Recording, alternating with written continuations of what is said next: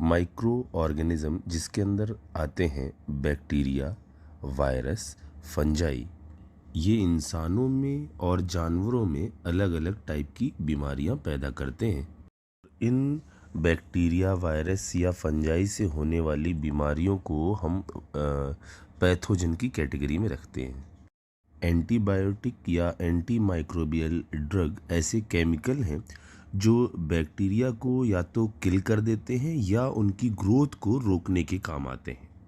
इन anti microbial drug को हम 3 भागों में डिवाइड करते हैं। पहले कहलाते हैं एंटीबायोटिक्स, दूसरे एंटीसेप्टिक और तीसरे डिसइंफेक्टेंट। अब सबसे पहले हम बात करते हैं एंटीबायोटिक्स के बारे में। ये एक ग्रीक वर्ड है। एंटी का मतलब होता है अगेंस्ट और बायोस का मतलब होता है लाइफ। और जैसा कि हमने पहले भी बात करी थी कि एंटीबायोटिक्स एक ऐसी ड्रग है जो बैक्टीरिया को या तो किल करती हैं या उनकी ग्रोथ को रोकती हैं। चूँकि इनका इंसानों पर और जानवरों पर कोई एडवर्स इफ़ेक्ट नहीं पड़ता है, ये ज़्यादातर यूज़ होती हैं बैक्टीरियल इन्फेक्शन के लिए, इंसानों में भी और जानवरों में भी। बैक्टीरिसिडिल ऐसी एंटीबायोटिक ड्रग हैं जो बैक्टीरिया को किल करती हैं। दूसरी जिन्हें हम बैक्टीरियोस्टैटिक एंटीबायोटिक कहते हैं, वो इन बैक्टीरिया के ग्रोथ को रोकती हैं। पहले हम ये मानते थे कि ये जो एंटीबायोटिक ड्रग हैं वो किसी माइक्रो ऑर्गेनिज्म के द्वारा ही प्रोड्यूस होती हैं और यही आपकी बैक्टीरिया की ग्रोथ को रोकती हैं या बैक्टीरिया को किल करती हैं। जैसे जैसे साइंस ने तरक्की करी तो हमने इन एंटीबायोटिक्स को भी लैब में बना लिया। फिर एंटीबायोटिक की एक नई डेफिनेशन हमारे सामने आ गई कि ये ऐसे केमिकल्स हैं जो लैब में पार्शली या कंप्लीटली सिंथेसाइज किए जा सकते हैं। एंटीबायोटिक की कहानी एक बड़े स्तर पर तब चालू हुई जब एक जर्मन मेडिकल साइंटिस्ट जिनका नाम पॉल अर्लेट था, उन्होंने आर्सेनिक के कंपाउंड को लैब में प्रोड्यूस किया जिसको कहा गया आर्सेनामाइन या कॉमनली सेल्वर्सेन, जो साइफिलिस के ट्रीटमेंट के लिए बहुत इफ़ेक्टिव थी। इसके बाद ही टारगेटेड कीमोथेरेपी के लिए अलग अलग मेडिसिन्स बनाई जाने लगी। जो मेन रेवोल्यूशन एंटीबैक्टीरियल थेरेपी में आया उसके लिए जो सबसे बड़े साइंटिस्ट थे उनका नाम था अलेक्जेंडर फ्लेमिंग। उन्होंने ये पाया कि एक ख़ास तरह का केमिकल जिसको पेंसिलियम कहते हैं वो एक ख़ास फंगस से प्रोड्यूस होता है और इसके अंदर बैक्टीरिया को ख़त्म करने के या रोकने के की प्रॉपर्टी मौजूद होती है। उन्होंने इस पेंसिलिन को एक्सट्रैक्ट किया और एक मेडिसिन बनाई जिसका नाम था पेंसिलिन जी।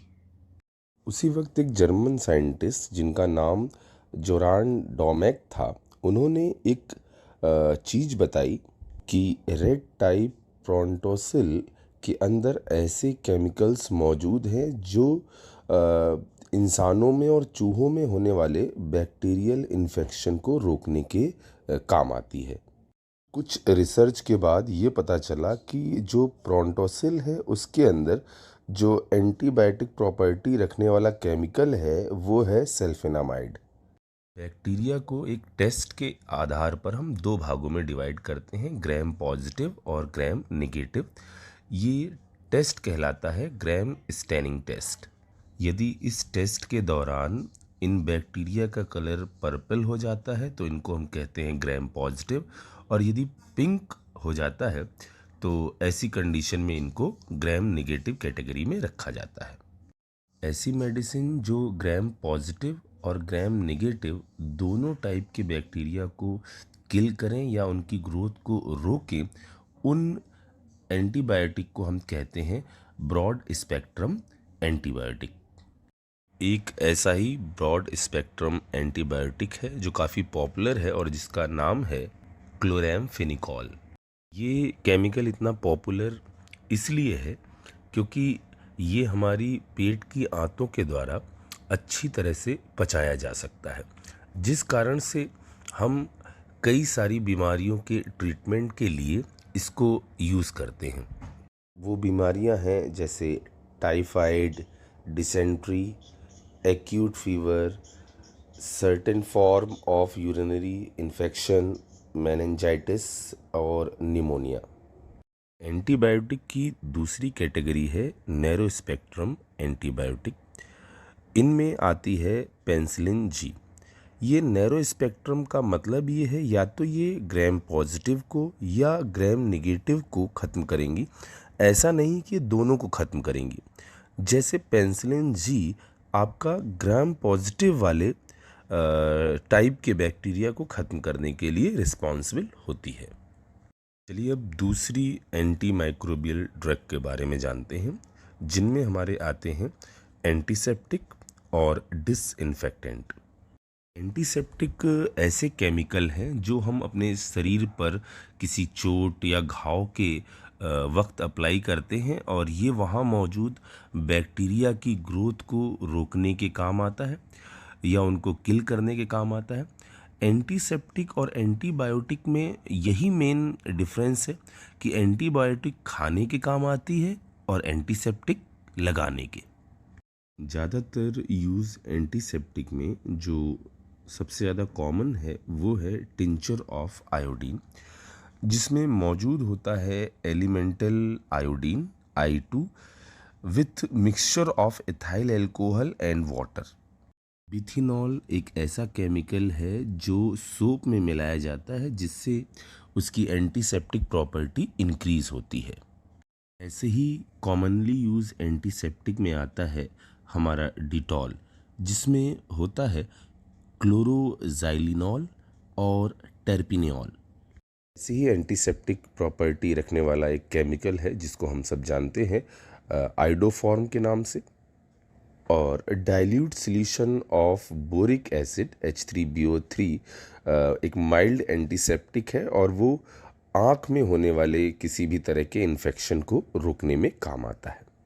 डिसइंफेक्टेंट ऐसे एंटी माइक्रोबियल सब्सटेंस होते हैं जो नॉन लिविंग ऑब्जेक्ट पर अप्लाई किए जाते हैं, कि फ्लोर, ड्रेनेज सिस्टम और किसी इंस्ट्रूमेंट पर हम इनका यूज़ करते हैं। जैसे स्विमिंग पूल में यूज़ होने वाला जो डिसइंफेक्टेंट है उसमें हम यूज़ करते हैं क्लोरीन को, और जो क्लोरीन हम यूज़ करते हैं उसका कॉन्सेंट्रेशन 0.2 से 0.4 ppm के आसपास रहती है। और दूसरे डिसइंफेक्टेंट में आता है हमारा सोडियम हाइपोक्लोराइट। एक ही सब्सटेंस एंटीसेप्टिक और डिसइंफेक्टेंट दोनों की तरह ही काम कर सकता है यदि हम उसके कॉन्सेंट्रेशन को वेरी करें। घरों में यूज़ होने वाले डिसइंफेक्टेंट में एक चीज़ कॉमन है, फिनॉल, या इस पूरे ग्रुप को हम फिनॉलिक्स बोलते हैं। तो यदि हम 0.2% सोल्यूशन लें फिनॉल का तो वो एक एंटीसेप्टिक की तरह बिहेव करता है। यदि 1% फिनॉल का सोल्यूशन लिया जाए तो वो डिसइंफेक्टेंट की तरह बिहेवियर करता है। फूड में केमिकल का इस्तेमाल कुछ खास कारणों से होता है। उनमें कुछ कारण है जैसे इनहेंसिंग इट्स अपील, दूसरा है न्यूट्रिशनल वैल्यू को बढ़ाने के लिए, और तीसरा किसी पर्टिकुलर चीज़ को काफ़ी समय तक रखने के लिए। फूड एडिटिव में कई तरह की चीज़ें आती हैं, जिनमें कुछ हैं food colour, flavour, sweetener, fat emulsifier, stabilising agent, flour improver, antioxidant, कुछ प्रिजर्वेटिव या नेचुरल सप्लीमेंट जिनमें आते हैं मिनरल, विटामिन या एमिनो एसिड। इनमें मौजूद इन सारे केमिकल का यूज़ सिर्फ इस काम के लिए है कि वो फूड को दिखने में सुंदर बनाएं और उसको काफ़ी समय तक प्रिजर्व रखें। मतलब इनकी कोई न्यूट्रिशनल वैल्यू नहीं है। हमें जो यहाँ पर जानना है वो मेन जानकारी लेनी है स्वीटनर्स के बारे में और प्रिजर्वेटिव के बारे में। स्वीटनर का यूज़ फूड में क्या होता है ये तो हमको पता है। हमारे पास जो नेचुरल स्वीटनर हैं उनमें आते हैं सुक्रोज, माल्टोज, ग्लूकोज और हनी। और ये जो नेचुरल स्वीटनर हैं, ये खाए जाने पर कैलोरी को इंक्रीज़ करते हैं। ऐसे भी स्वीटनर हमारे पास मौजूद हैं जो कैलोरी को इंक्रीज़ नहीं करते हैं और ये कहलाते हैं आर्टिफिशियल स्वीटनर।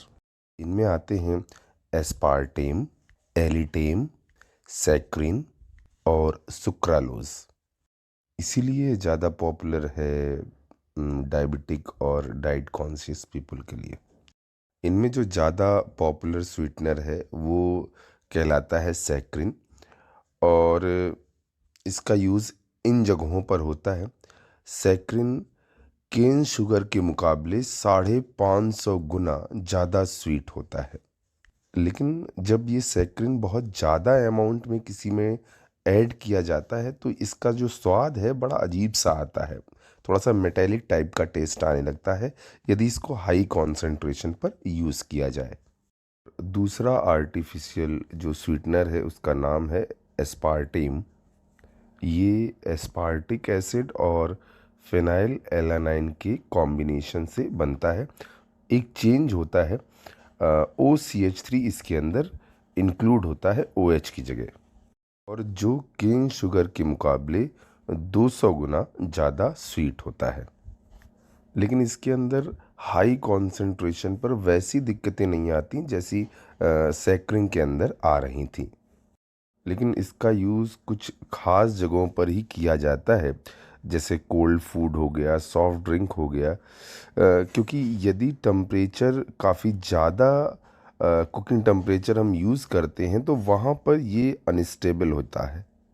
अगला हमारा जो आर्टिफिशियल स्वीटनर है वो कहलाता है एलिटेम। ये एक डाइपेप्टाइड के थ्रू फॉर्म होता है, और इसमें यूज्ड जो एमिनो एसिड होते हैं वो होते हैं एस्पार्टिक एसिड और एलानाइन। एलानाइन के साथ मौजूद ये जो सल्फ़र वाला ग्रुप है, ये इस आर्टिफिशियल स्वीटनर की स्वीटनेस को बहुत बहुत बहुत ज़्यादा इंक्रीज़ कर देता है, और ये सुक्रोज़ की तुलना में 2000 गुना ज़्यादा स्वीट होता है। इस आर्टिफिशियल स्वीटनर के अंदर ऐसी कोई दिक्कत नहीं है कि हाई कॉन्सेंट्रेशन पर इसका टेस्ट मेटेलिक हो जाएगा या हाई टेम्परेचर पर ये डिकम्पोज हो सकता है।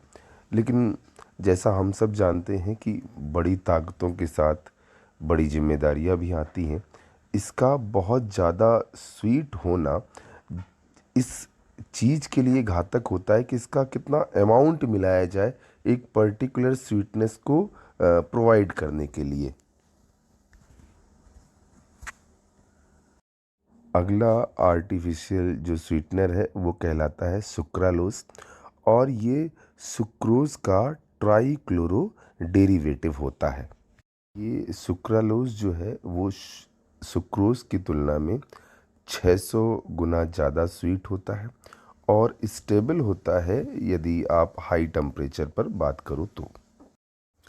वो केमिकल जो फूड को प्रिजर्व करने के काम आते हैं उनमें होते हैं बेंजोएट, नाइट्राइट्स और सॉर्बेट्स।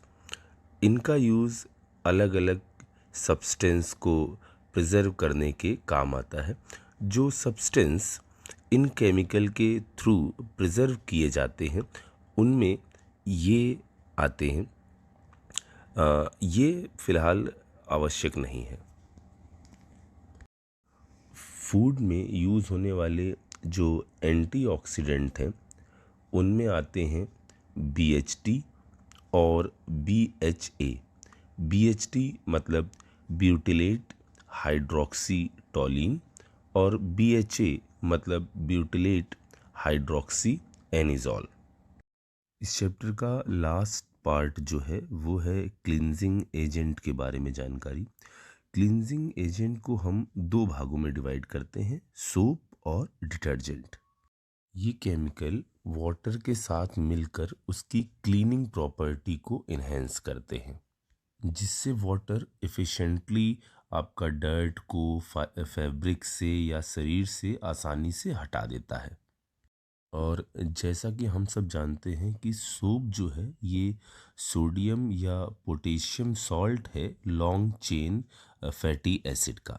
और इन सोप की कुछ कॉमन एग्जाम्पल हैं जिनमें आते हैं सोडियम स्टीयरेट, सोडियम ओलिएट और सोडियम पाल्मिएट।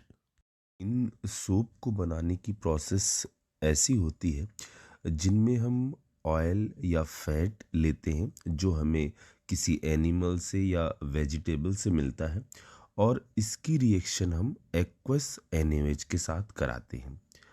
इस रिएक्शन के दौरान ग्लिसरॉल ईस्टर जो कि इन ऑयल में मौजूद होता है, जब NaOH एक्वस से रिएक्शन करता है तो वहाँ पर अटैक ऊपर नीचे बाहर के हिसाब से सोडियम सॉल्ट बन जाते हैं इन एसिड के, और सेपरेट हो जाता है ग्लिसरॉल।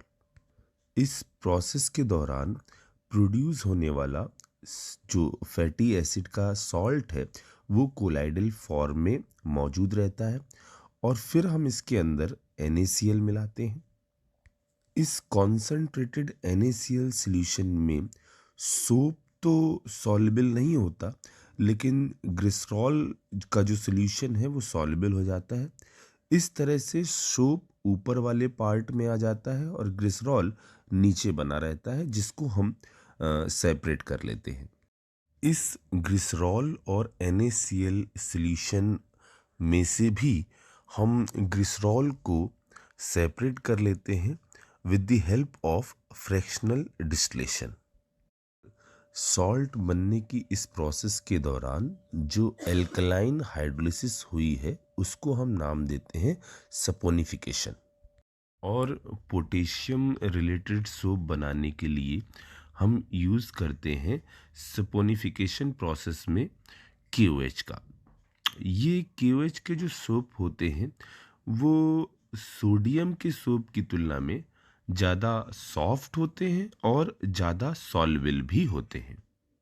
सोप एक अच्छे क्लींजिंग एजेंट तो होते हैं, लेकिन जब इनको हम हार्ड वाटर के अंदर मिलाते हैं जिनके अंदर पहले से ही कैल्शियम+2 और मैग्नीशियम+2 आयन मौजूद रहते हैं, तो ये कैल्शियम+2 और मैग्नीशियम+2 आयन सोडियम और पोटेशियम आयन को रिप्लेस कर देते हैं, जिससे सोप अपनी क्लिनजिंग प्रॉपर्टी खो देता है और ये एक वाइट सब्सटेंस फॉर्म करते हैं जिसको हम स्कम कहते हैं। और उसके बाद ये किसी काम का नहीं रहता, मतलब इन सोप के अंदर मौजूद क्लींजिंग प्रॉपर्टी या लेदर फॉर्म करने की प्रॉपर्टी समाप्त हो जाती है। इस समस्या से छुटकारा पाने का एक बेटर ऑप्शन है सिंथेटिक डिटर्जेंट। सिंथेटिक डिटर्जेंट एक ऐसे केमिकल होते हैं जिनमें सोप की प्रॉपर्टी तो होती है पर कोई भी सोप मॉलिक्यूल मौजूद नहीं होता। ये ज़्यादा इफ़ेक्टिवली क्लींजिंग प्रॉपर्टी शो करते हैं, फिर चाहे वाटर सॉफ्ट हो, हार्ड हो या भले ही वो आइस कोल्ड क्यों ना हो। सिंथेटिक डिटर्जेंट को हम 3 भागों में क्लासिफाई करते हैं। उनमें आते हैं एनायनिक डिटर्जेंट, कैटायनिक डिटर्जेंट और non ionic detergent. Anionic detergent के कुछ एग्जाम्पल हैं सोडियम लॉरियल सल्फेट और सोडियम डोडेसिल बेंजीन सल्फोनेट। इन एनायनिक डिटर्जेंट को बनाने के लिए हम एक लॉन्ग चेन एल्कोहल जैसे लॉरियल एसिड को रिएक्ट करवाते हैं सल्फ्यूरिक एसिड के साथ, जिससे फॉर्म होता है एल्काइल हाइड्रोजन सल्फेट, और फिर इसको हम NaOH सॉल्यूशन के द्वारा न्यूट्रलाइज करवाते हैं, और इस प्रोसेस के थ्रू हम किसी एनायनिक डिटर्जेंट को प्रोड्यूस करते हैं। इसी तरह से एल्काइल बेंजीन सल्फोनिक एसिड को जब हम NaOH के द्वारा न्यूट्रलाइज करवाते हैं तो एल्काइल बेंजीन सल्फोनेट बनता है, जो कि एक एग्जाम्पल है एनायनिक डिटर्जेंट का। एनायनिक डिटर्जेंट के अंदर क्लीनिंग प्रॉपर्टी शो करने वाला जो पार्ट होता है वो इसका एनायनिक पार्ट है, और इन डिटर्जेंट का यूज़ हम इन सारी जगहों पर करते हैं। एनायनिक डिटर्जेंट का फॉर्मेशन क्वार्टनरी अमोनियम सॉल्ट की मदद से किया जाता है। इसके अंदर कैटायनिक पार्ट के अंदर अमोनियम सॉल्ट मौजूद होता है और एनायन एसीटेट, क्लोराइड या ब्रोमाइड में से कुछ भी हो सकता है।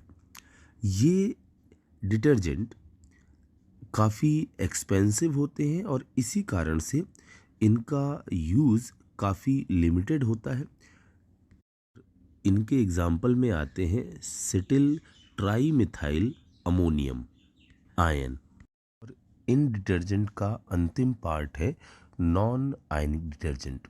जैसा कि इनका नाम है, ये किसी भी तरह के चार्ज पार्टिकल को वाटर के अंदर प्रोड्यूस नहीं करते हैं, और इनका जो एग्जाम्पल है वो है स्टेरिक एसिड और पॉलीएथिलीन ग्लाइकॉल। जब आपस में कंबाइन होता है तो प्रोड्यूस होता है हमारा नॉन आयनिक डिटर्जेंट, और इनका यूज़ इन जगहों पर किया जाता है। Best of luck.